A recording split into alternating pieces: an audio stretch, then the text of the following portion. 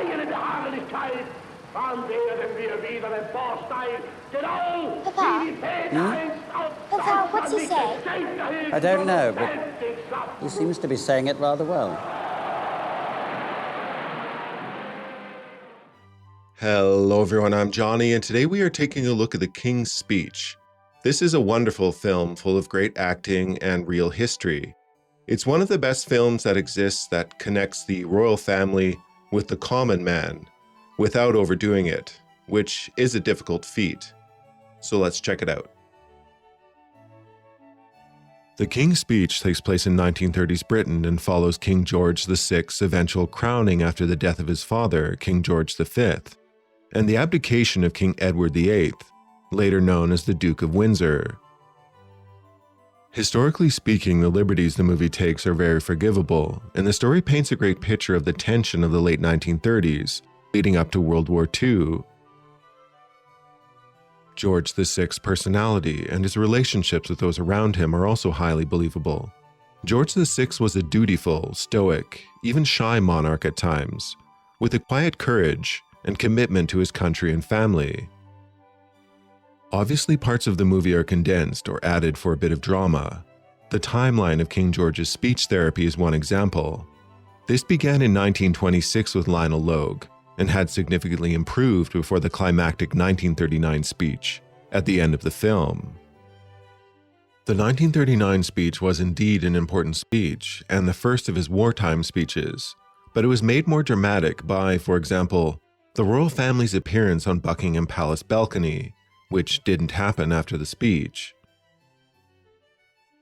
There was further no last-minute drama or a confrontation regarding the qualifications of Lionel Logue, who indeed was not a doctor, but a trained elocutionist and speech therapist.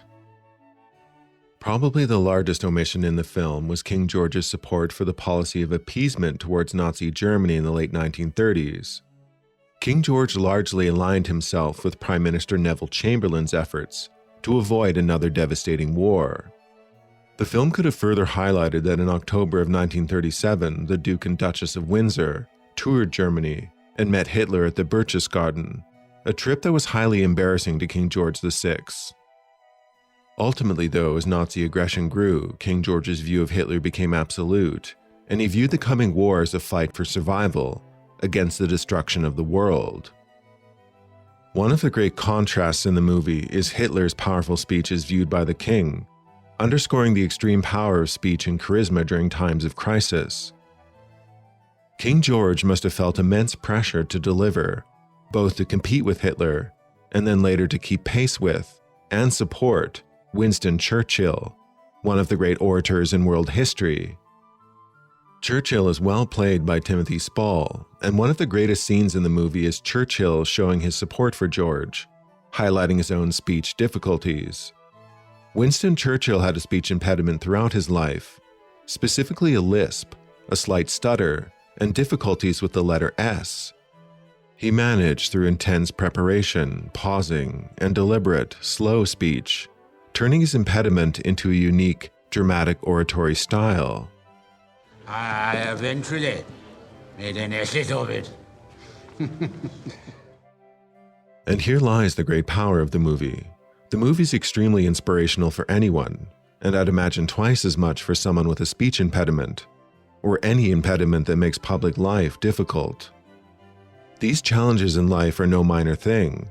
Overcoming them for an individual can be life's greatest challenge and battle.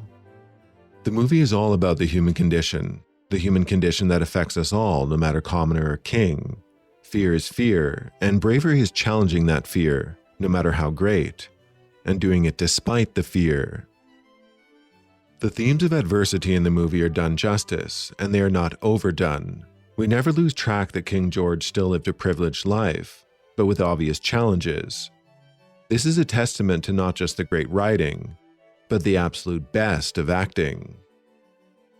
Colin Firth is excellent in the film, and despite this, Geoffrey Rush usually ends up being the scene stealer. Rush, as Lionel Logue, delivers home the other major theme of the movie, friendship. It's quite certain George would not have been as successful in his role as king without Logue. The two exchanged over 100 letters together and were close friends.